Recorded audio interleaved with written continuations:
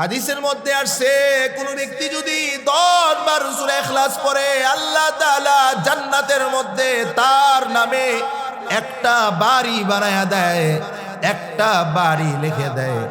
যদি 10 বার পড়লেন একটা বাড়ি, হুজুর আবার 10 বার পড়লাম আরেকটা বাড়ি, ঠিক কিনা বলেন? বাবারে দুনিয়ার জমিনে 30-40 বছর বিদেশ কাটাইলাম, গরুর মতো মেহনত করলাম, একটা বাড়ি দুনিয়ার জমিনে বানাইতে পারি না, একটা বাড়ির মালিক হতে পারলাম না। এত কষ্ট করার পরও একটা বাড়ির মালিক যদিও হয়ে যাই, তাও মৃত্যুর পরে আমার সন্তান মালিক হয়ে যায়, আমার সন্তানের পরে আমার নাতি মালিক হয়ে যায়, কিন্তু আমার মালিকানায় থাকে না। আল্লাহ রাব্বুল আলামিন বলে, গোলাম 10 বার যদি সূরা ইখলাস পড়ো আমি আল্লাহ জান্নাতের মধ্যে একটা বাড়ির মালিক বানায়া দেব। আবার 10 বার পড়বা আবার মালিক বানায়া দেব। দুনিয়ার মানুষের অভাব থাকতে পারে, আল্লাহর কোনো অভাব নাই। জোরে বলেন ঠিক কিনা? সাহাবী আল্লাহ নবীকে জিজ্ঞায়, আল্লাহ নবী গো, যেই ব্যক্তিটা সবচেয়ে কম জান্নাত পাবে, সর্বনিম্ন জান্নাত পাবে, তার পরিমাণটা কত? আল্লাহ নবী বলে, এই দুনিয়ার সমান 10 দুনিয়া সবচেয়ে নিম্ন মানের জান্নাতীকে দেওয়া হবে। চিন্তা করছেন রাজবাড়িতে বাড়ি কয়টা? অন্তত 1000 ঘর আছে মিনিমাম, দল একটুক জায়গার মধ্যে 1000 ঘর। আর এই দুনিয়ার সমান যদি 10টা দুনিয়া হয়, কয়টা বাড়ি থাকবে? সুবহানাল্লাহ বলেন। আল্লাহ বলে, দুনিয়ার বাড়ি বানাইতে গেলে ইঞ্জিনিয়ারের প্রয়োজন হয়, ইটের প্রয়োজন হয়, মিস্ত্রির প্রয়োজন হয়, টাকার প্রয়োজন হয়, মানুষের প্রয়োজন হয়। ইন্নামা আমরুহু ইযা আরাদা শাইআন ইয়াকুলা লাহু কুন ফায়াকুন। আমি আল্লাহ কোনো কিছু যদি বানাইতে চাই, আমি আল্লাহ মিস্ত্রির প্রয়োজন নাই, ইটের প্রয়োজন নাই, সিমেন্টের প্রয়োজন নাই। আমি আল্লাহ শুধু বলি কুন, এইটাও বলা লাগে না, ফায়াকুন, অটোমেটিক হয়ে যায়। আল্লাহর কি অভাব আছে? এই জন্য কোরআনুল কারীম পড়লে লাভ না লস। এই কোরআনুল কারীমকে কেউ পরিবর্তন করতে পারবে না। নবীর জমানায় যেই কোরআন, কিয়ামত পর্যন্ত একই কোরআন। আল্লাহু আকবার। প্রমাণ কি? প্রমাণ হলো ইমাম কুরতুবী রাহমাতুল্লাহি আলাইহি একটা ঘটনা বর্ণনা করেছেন। ঘটনা যিনি বর্ণনা করেছেন ওনার নাম হলো আল্লামা ইমাম কুরতুবী রাহমাতুল্লাহি আলাইহি। উনি ঘটনা বর্ণনা করেন খলিফা মামুনুর রশিদের আমলে। খলিফা মামুনুর রশিদ একটা সেমিনার করতেন, শিক্ষা সেমিনার। যেই সেমিনারের মধ্যে কোরআন নিয়ে আলোচনা হতো, হাদিস নিয়ে আলোচনা হতো, শরীয়তের বিভিন্ন বিষয় নিয়ে আলোচনা হতো, বিভিন্ন গ্রন্থ, বিভিন্ন ধর্মের বিষয় নিয়ে আলোচনা হতো। ওই মজমার মধ্যে, ওই ক্লাসের মধ্যে একজন ইহুদিও বসতেন, সবক নিতেন। সুবহানাল্লাহ। এই মজমায় বসতে বসতে খলিফার সাথে একটা সম্পর্ক হয়ে গেছে, ঠিক না? পরিচয় হয়ে গেছে। খলিফা মামুনুর রশিদ বলে, হে আল্লাহর বান্দা, আমি তোমাকে ইসলামের দাওয়াত দিতে চাই। তুমি তো আমাদের সাথে থাকো, আমাদের মজমায় বসো, আমি তোমাকে মুসলমান হওয়ার জন্য দাওয়াত দিলাম, তুমি মুসলমান হয়ে যাও। ইহুদি বলে, না, আমি আমার বাপ দাদার ধর্ম ত্যাগ করতে পারবো না, আমি মুসলমান হতে পারবো না। আপনাদের সাথে সময় দেই, আপনাদের সাথে ক্লাসে বসি, এটা আমার শিক্ষার জন্য, বোঝার জন্য, কিন্তু আমি মুসলমান হতে পারবো না। আল্লামা ইমাম কুরতুবী রাহমাতুল্লাহ আলাইহি বলেন, খলিফা মামুনুর রশিদ হজের জন্য গিয়েছে বাইতুল্লাহ। ওখানে তাকায়া দেখে বাইতুল্লাহর মধ্যে বড় একটা দল, বড় একটা জামাত বসে আছে, আর একজন যুবক তাদেরকে বয়ান করতেছে, সবক দিতেছে, কোরআন পড়াইতেছে। সুবহানাল্লাহ। খলিফা মামুনুর রশিদ তীক্ষ্ণ দৃষ্টিতে তাকায়া দেখে এই যুবকটা কে, এই লোকটা কে। খলিফা মামুন তাকিয়ে দেখে এই যুবকটা তো হলো ওই ইহুদিটা যে আমার দরবারে যাইতো, আমার মজমায় বসতো, তাকে ইসলামের জন্য দাওয়াত দিয়েছিলাম, সে তো মুসলমান হবে না বলেছে। আজকে দেখি মুসলমান তো হয়েছে, পাশাপাশি বাইতুল্লাহর মতো পবিত্র জায়গায় বয়ানও করতেছে। খলিফা মামুনুর রশিদ তাকে জিজ্ঞাসা করলেন, কি ব্যাপার? ও ভাই, আমি তো তোমাকে ইসলামের দাওয়াত দিয়েছিলাম, কোরআনের দাওয়াত দিয়েছিলাম, কিন্তু তুমি মুসলমান হও নাই। আজকে দেখি মুসলমান হয়ে গেছ, কিভাবে মুসলমান হলা আমাকে একটু বলা যায়নি? আল্লাহর বান্দা বলে, অবশ্যই বলতে পারবো। আল্লাহর বান্দা বলে, খলিফা আমি একজন লেখক, আমি একজন রাইটার, ভালো লিখতে পারি। সত্য ধর্ম যাচাই করার জন্য, সত্য গ্রন্থ বাছাই করার জন্য আমি প্রথমে 3টা জাবুর লিখলাম। যেই জাবুর হলো আসমানি গ্রন্থ, ইব্রানি ভাষায় নাজিল। এই 3টা জাবুর লিখলাম, মন মতো করে লিখলাম, ভুলভাল লিখলাম, পরিবর্তন করলাম। তাদের ইবাদত খানায় যায় তাদের অনুসারীদেরকে যখন দিলাম, তারা এটাকে চুমাইতেছে, বুকে জড়াইতেছে, সত্য মনে করে গ্রহণ করে নিয়েছে। আমি চলে গেলাম খ্রিস্টানদের গির্জায়। খ্রিস্টানরা হযরত ঈসা আলাইহিস সালাতু ওয়াস সালামকে আল্লাহর পুত্র মনে করে। ইনজিল তাদের ধর্মীয় গ্রন্থ, 3টা ইনজিল আমি নিজ হাতে লিখলাম। অনেক কিছু পরিবর্তন করলাম, উল্টায়া পাল্টায়া লিখলাম, ভুল লিখলাম। এইগুলো লিখে যখন তাদের গির্জায় গেলাম, তারা আমার কাছ থেকে এই ইনজিল নিয়ে বুকে জড়ায়া ধরে চুমু খায়। এটাকে সত্য মনে করে তারা হেফাজত রাখে। চলে গেলাম ইহুদিদের কাছে। ইহুদিদের ধর্মীয় গ্রন্থ তাওরাত, এই তাওরাতের ভিতরে আমি ভুল লিখে এই তাওরাতের ভিতরে পরিবর্তন করে যখন তাদের সামনে পেশ করলাম, তারা এটা পরে সত্য মনে করে বুকে জড়ায়া নিল। 3টা আসমানি গ্রন্থ শেষ। সর্বশেষ বাকি রইল কোরআন। এই কোরআনুল কারীম আমি নিজ হাতে লিখলাম, ভুল লিখলাম, পরিবর্তন করলাম। ওই আল্লাহর বান্দা ইহুদি বলে, আমি যখন কোরআনের মধ্যে পরিবর্তন করে কোরআন নিয়ে মসজিদে যাই,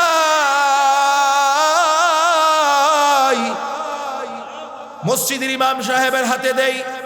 মসজিদের ইমাম সাহেব এই কোরআন নেওয়ার পরে যখন 1 পৃষ্ঠা পড়ে ভুল ধরা পড়ে যায়, ফিক্কা মারে, এটা আল্লাহর কালাম হতে পারে না। আল্লাহু আকবার। কোরআনের মধ্যে ভুল লিখেছি, কিন্তু ভুল কোরআন কারোর কাছে দিতে পারি নাই, ভুল মানুষকে খাওয়াতে পারি নাই। এই কোরআনুল কারীম যে সত্য, এটাই হলো তার প্রমাণ। তাওরাতের পরিবর্তন তারা মেনে নেয়, জাবুরের পরিবর্তন মেনে নেয়, ইনজিলের পরিবর্তন মেনে নেয়, কিন্তু কোরআনের পরিবর্তন মুসলমান মানে না। আমি যখন বুঝলাম কোরআনের মধ্যে কোনো পরিবর্তন হওয়া সম্ভব না, তাহলে এটাই সত্য গ্রন্থ, এই জন্য আমি মুসলমান হয়ে গেলাম। খলিফা মামুনুর রশিদ বলে, হে আল্লাহর বান্দা, আল্লাহ তাআলা কোরআনুল কারীমের মধ্যে বলে দিয়েছেন, ইন্না নাহনু নাযালনা যিকরা ওয়া ইন্না লাহু লাহাফিজুন। আল্লাহ বলে, গোলাম, আমি আল্লাহই কোরআন নাজিল করেছি, আর এই কোরআনকে আমি আল্লাহ হেফাজত করব। কিভাবে হেফাজত করব এটা আমি আল্লাহ জানি। দুনিয়ার জমিনের কোরআনের পুস্তিকাগুলো আগুন দিয়ে জ্বালায়া দিতে পারো, কিন্তু আমি 1000 নয়, লক্ষ লক্ষ ঈমানদারের দিলের ভিতরে কোরআনকে ঢুকাইয়া দেব। কোরআনের নসখা জ্বালায়া দিতে পারো, আমার হাফেজে কোরআনদেরকে জ্বালাতে পারবা না। আমি অহংকারের জন্য বলি না বাবা, আমি যখন কোরআনে হাফজ করেছি, এক দাঁড়ানোতে 30 পারা উস্তাদকে শোনায়া দিছি। আমি তো হলাম দুর্বল হাফেজ, অথচ এখনো এমন হাজার হাজার বাংলাদেশে হাফেজে কোরআন আছে। কোরআনুল কারীমের আলিফ লাম মিম থেকে মিনাল জিন্নাতি ওয়ান নাস পর্যন্ত পড়বে, ইনশাআল্লাহ একটা ভুল হবে না। এমন একটা দুইটা না, হাজার হাজার। এটাই হলো কোরআনের মুজিজা, কোরআনের পাওয়ার। এই কোরআন পড়লে লাভ, এটা কোরআনের মজমা। কোরআন যে ব্যক্তি বেশি বেশি পড়বে, দুনিয়াও তার সুন্দর হবে, আখিরাতও সুন্দর হবে। কোরআনের সাথে সম্পর্ক হলে আল্লাহর নবী বলেন আল কোরআনু শাফিউন মুশাফফাউন, আপনাকে আমাকে কবরে রাখার পর সর্বপ্রথম আপনার আমার পক্ষে কোরআন দাঁড়িয়ে যাবে। প্রথম যেই সাক্ষী হয়ে দাঁড়াবে কোরআন। এই কোরআনের সাথে মহাব্বত থাকলে সে দাঁড়াবে, ঠিক কিনা বলেন?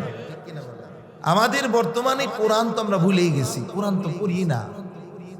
ঘরের ভিতরে টিভি আসছে, সারা দিন অন্তত একবার হলো টিভির সামনে বসা হয়।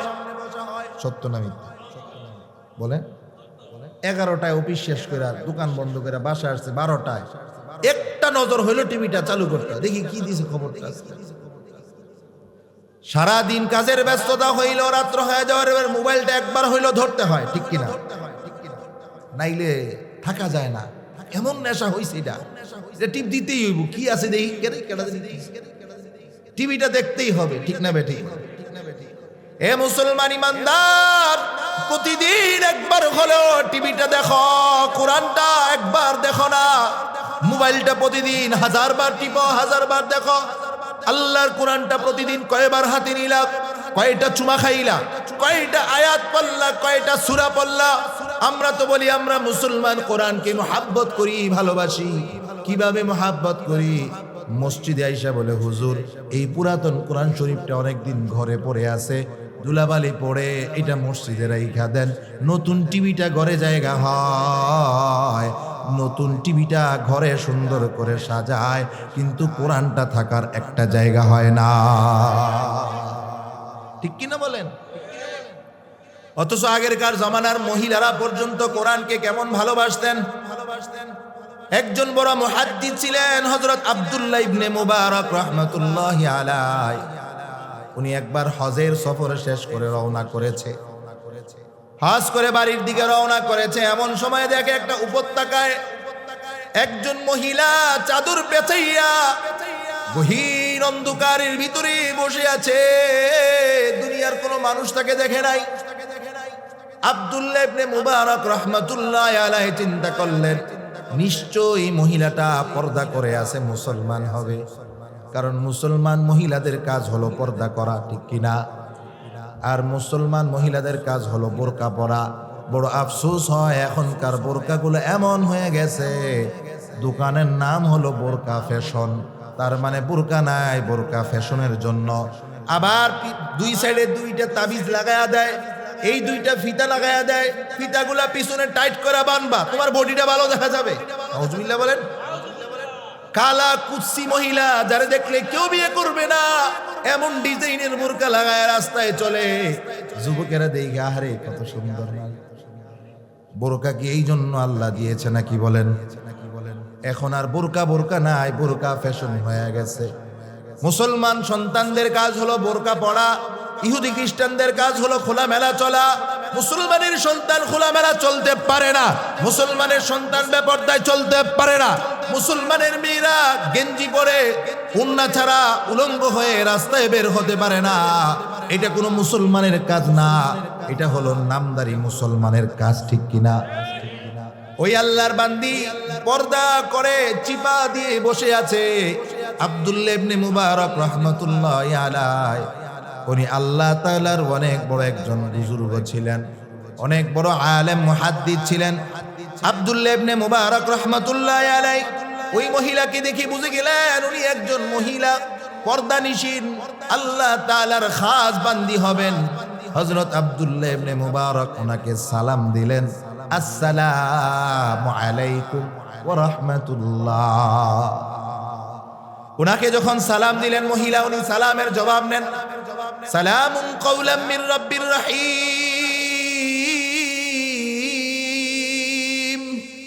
এটা কোরআনের আয়াত। ওই মহিলা কোরআনের আয়াত দিয়া সালামের জবাব নেয়, সালাম, তুমি আমার জন্য শান্তির দোয়া করছো, আমিও তোমার জন্য শান্তির দোয়া করলাম, কিন্তু দুনিয়ার কোনো কথা দিয়া নয়, কোরআনের ভাষায় কোরআনের কথা দিয়া উনি সালামের জবাব নিলেন, সালামুন কাওলাম মির রাব্বির রহিম। আব্দুল্লাহ ইবনে মুবারক রাহমাতুল্লাহি আলাইহি তাকে জিজ্ঞাসা করলেন, আপনি এখানে কি করতেছেন? উনি ওনার ভাষায় জিজ্ঞাসা করলেন। আপনি এখানে কি করেন? ওই মহিলা কোরআনের ভাষায় জবাব দেয়, ওয়ামাই ইউদ্রিল্লাহু ফালা হাদিয়া লাহ, আল্লাহ ছাড়া কেউ পথ দেখাতে পারে না। আল্লাহু আকবার। এটাও কোরআনের আয়াত। আল্লাহ বলেন, মাই ইউদ্রিল্লাহু ফালা হাদিয়া লাহ, আল্লাহ ছাড়া কেউ সঠিক পথ দেখাতে পারে না। আব্দুল্লাহ ইবনে মুবারক মুহাদ্দিস ছিলেন, বড় আলেম ছিলেন। উনি বুঝে গেছে নিশ্চয়ই মহিলা পথ হারায় ফেলছে। আল্লাহু আকবার। মহিলা পথ হারায় গেছে, এই জন্য বলতেছি আল্লাহ ছাড়া কেউ সঠিক পথ দেখাতে পারে না। আব্দুল্লাহ ইবনে মুবারক এবার জিজ্ঞাসা করে, ও বোন, আপনি কোথায় যেতে চান? উনি ওনার ভাষায় জিজ্ঞাসা করলেন, আপনি কই যাবেন? আপনার দেশ কোথায়? এবার মহিলা আবার কোরআনুল কারীমের আয়াত তেলাওয়াত করে জবাব দেয়, সুবহানাল্লাযী আসরা বিআবদিহি লাইলাম মিনাল মাসজিদিল হারাম ইলাল মাসজিদিল আকসাল্লাযী বারাকনা হাওলা লিনুরিয়াহু মিন আয়াতিনা ইন্নাহু হুয়াস সামিউল বাসীর। উনি জবাব দেয় কোরআনুল কারীমের আয়াত দিয়া, আল্লাহ তাআলা আল্লাহর নবীকে মেরাজ করাইছেন, বাইতুল্লাহ থেকে বাইতুল মুকাদ্দাসে নিয়েছেন। তার মানে বুঝাইলেন আমি বাইতুল মুকাদ্দাসে যাব। সুবহানাল্লাহ বলেন। আমি কোথায় যাব? তাও কোরআনুল কারীমের আয়াত দিয়ে বুঝাই দিলেন, আমি বাইতুল মুকাদ্দাসে যাব। আব্দুল্লাহ ইবনে মুবারক রাহমাতুল্লাহ আলাইহি বুঝা গেলেন উনি বাইতুল মুকাদ্দাসে যাবেন, জেরুজালেমে ওনার এলাকা, ওনার বাড়ি। আব্দুল্লাহ ইবনে মুবারক রাহমাতুল্লাহি আলাইহি এবার তাকে জিজ্ঞাসা করে, এখানে আপনি কতদিন অবস্থান করতেছেন? সুবহানাল্লাহ। এখানে যে আপনি বসে আছেন, এভাবে নিজেরে বেচায়া রাস্তা হারায় ফেলছেন, বাইতুল মুকাদ্দাস আপনার বাড়ি, কতদিন এখানে বসে আছেন? আবার এই মহিলা কোরআনুল কারীমের আয়াত দিয়া জবাব দেয়। মহিলা বলে, সালাসা লায়ালিন সাবিয়া, 3 দিন 3 রাত পর্যন্ত আমি এখানে বসে আছি। আল্লাহু আকবার। এই কোরআনুল কারীমের আয়াত দিয়ে উনি জবাব দেয়, সালাসা লায়ালিন সাবিয়া, 3 রাত পর্যন্ত আমি এখানে। আব্দুল্লাহ ইবনে মুবারক বুঝে গেলেন এই মহিলা রাস্তা হারায় ফেলছে, 3 দিন পর্যন্ত এখানে উনি বসা। এবার উনি তাকে জিজ্ঞাসা করেন, আব্দুল্লাহ ইবনে মুবারক বলেন, আমি কি আপনাকে আপনার এলাকায় পৌঁছায় দিতে চাই উটে করে, আপনি কি আমার সাথে যেতে রাজি আছেননি? সুবহানাল্লাহ বলেন। আমি আপনাকে উটে করে পৌঁছাই দিতে চাই, আপনি রাজি আছেন? ওই মহিলা আবার কোরআনুল কারীমের আয়াত তেলাওয়াত করতেছে। ওই মহিলা বলে, মা তাদউ মিন খাইরি ইয়ালামুহুল্লাহ। সুবহানাল্লাহ বলেন। আল্লাহ তোমার কল্যাণ করেন না। তার মানে বোঝা গেছে উনি রাজি আছে। সুবহানাল্লাহ বলেন। হযরত আব্দুল্লাহ ইবনে মুবারক রাহমাতুল্লাহ আবার বলে, তাহলে এক কাজ করেন, আমার উটের উপরে আপনি উঠেন। মহিলা বড় আল্লাহওয়ালা বুজুর্গ। মহিলা আবার কুরআনুল কারীমের আয়াত তিলাওয়াত করে বলে, কুল্লিল মুমিনিনা ইয়াগুদ্দু মিন আবসারিহিম, তুমি একজন বেগানা পুরুষ, তুমি তোমার চোখের হেফাজত করো, চোখকে অবনত করো। আমি তোমার ওটে উঠবো, তুমি তোমার চোখকে অবনত করো। আল্লাহ বলেন, কুল্লিল মুমিনিনা ইয়াগুদ্দু মিন আবসারিহিম, মুমিন হলো তারাই যারা চোখের হেফাজত করে। সুবহানাল্লাহ বলেন। মহিলা বলেন, তো কোরআন ছাড়া একটা কথা বলছে, কোরআন ছাড়া একটা জবাবও দিছে। কথা কন না কেন আপনারা? দূর, আপনারা কোথায় গেছেন? এই জোরে বলেন, কোরআন ছাড়া একটা কথা বলছে। আবার ওনারে জিজ্ঞাসা করতেছে হযরত আব্দুল্লাহ ইবনে মুবারক রাহমাতুল্লাহি আলাইহি, আমি চোখকে হেফাজত করতাম, ঠিক আছে, আমি নিচের দিকে চাইলাম, আপনি এবার ওঠেন। সুবহানাল্লাহ বলেন। আব্দুল্লাহ ইবনে মুবারক রাহমাতুল্লাহি আলাইহি এবার কবিতা আবৃত্তি করে, ফাকরাউ মা তায়াসসারা মিনাল কুরআন। আব্দুল্লাহ মুবারক জিজ্ঞাসা করে, আপনি কি কথায় কথায় কোরআন পড়েন, ব্যাপারটা কি? ওই মহিলা জবাব দেয়, ফাকরাউ মা তায়াসসারা মিনাল কুরআন। আল্লাহ তাআলা কোরআন পড়ার জন্য বলেছেন, এই জন্য আমি কোরআন দিয়ে কথা বলি।